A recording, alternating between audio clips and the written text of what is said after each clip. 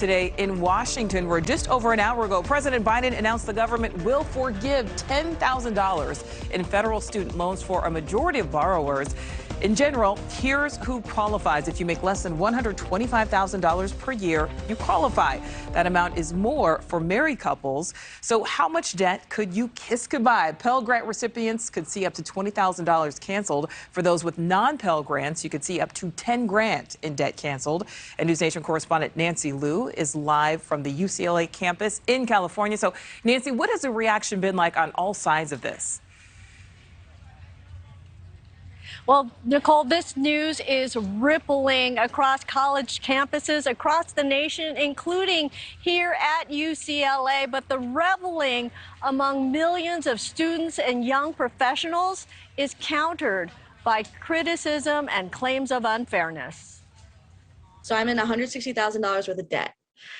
Is $10,000 enough? Like, is that going to make a big impact for me? Probably not. Even so, tens of millions of Americans are now off the hook for at least $10,000 of their student loan debt. I don't think $10,000 is necessarily enough, but I think it would help a lot of people in at least forgiving that amount so that they don't have anything else to worry about. As everything else is inflated and going up, like this will just, anything helps. According to the Education Department, the just announced debt relief will benefit nearly 43 million Americans, many of whom are already in the workforce. While 21% of applicable borrowers are under the age of 25, 44% are between 26 and 39, and 35% are over 40. Many critics are not so forgiving about loan forgiveness. There are people who have paid off their student loan debt who worked hard to do that. There are others who worked hard to save and who didn't incur any student loan debt. And they're looking like fools right now because they played along with the system. Diana Furchtgott-Roth is an economics professor and former chief of economics at the Department of Labor. She points to long-standing federal programs to help with loan repayment, and she estimates that loan forgiveness will tag on another $325 billion to the federal debt of over $28 trillion. Every amount matters. It's as though you're putting money on your credit card. And who's going to pay it back? And is this really the right way to go? And what incentives is it going to give to people in the future? Now, President Biden claims that loan forgiveness will have no meaningful impact on inflation, but some economists disagree. Our partners over at The Hill predict that this issue will definitely play into the upcoming midterm elections. Oh, Nichole? yeah, no doubt about that. Okay, Nancy, thank you for that. And our brand new exclusive NewsNation Decision Desk HQ poll just released within the past hour shows most of America agrees student loan debt is a problem. Our poll shows 82% believe student loan debt is either a major or minor problem, but soaring tuition costs are impacting Americans even more. 47% of respondents say the cost of attending college made them or their family rethink whether or not to even attend. And when it comes to who is most responsible for skyrocketing costs, a significant majority, 52%, believe the colleges and universities themselves are to blame. So, of course, we know college is expensive, but how many people know the real cost of higher education? The average tuition for a student living on campus at a four-year institution, just under $26,000. So spanning 4 years, that is a six-figure bachelor's degree.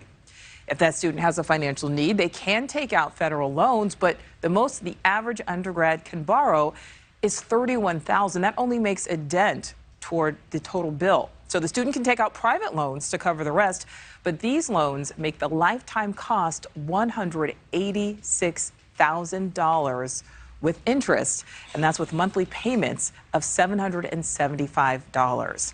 So here to discuss the significance of today's announcement, Beth Akers, Senior Fellow at American Enterprise Institute. Beth, thank you so much for being with us. So, you know, our figures here on the lower end, obviously, as you know, we all know private colleges cost even more. So is $10,000 enough to make a difference for the average loan holder? It's actually going to make a huge difference for the average loan holder. We hear often about the six-figure balances that people get into with graduate and professional degrees. The majority of people have pretty modest balances. A third of borrowers with outstanding balances today have less than $10,000 in debt, and another 20% have less than $20,000. So half of borrowers are under $20,000 in debt. So for them, $10,000 is going to go a really far way in affecting what it is that they owe.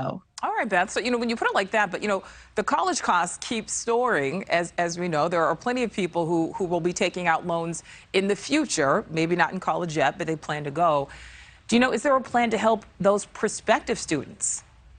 I wish. And in fact, I'm worried that this goes in the opposite direction, which is maybe even making college more expensive in the future. And we're sending the message that dollars that you borrow today are dollars that you won't necessarily have to pay back, because maybe policymakers will step in again and relieve those debts. And so when that happens, you have an increase in demand. Institutions, that is college and universities, may get away with even more tuition increases. So no, we don't have a deeper systemic solution to that problem, and I'm a little bit worried that we're pushing in the wrong direction. Yeah, we would certainly hate to see, tuition go up even more.